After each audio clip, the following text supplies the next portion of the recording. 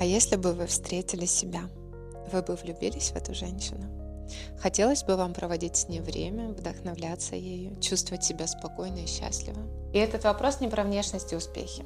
Он о том, какие чувства вы вызываете у себя самой. Почему это так важно? Мужчина всегда бессознательно чувствует, как женщина относится к себе. Это называется зеркальная эмпатия.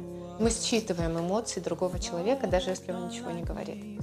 Если женщина недовольна собой, она транслирует неуверенность и тревожность. Если она ценит себя, от нее исходит спокойная уверенность и легкость, к которой хочется тянуться. Как это работает? Психологи утверждают, что уровень самоценности напрямую влияет на то, как к нам относятся окружающие. Исследования показывают, что люди с высокой самооценкой чаще строят стабильные, здоровые отношения.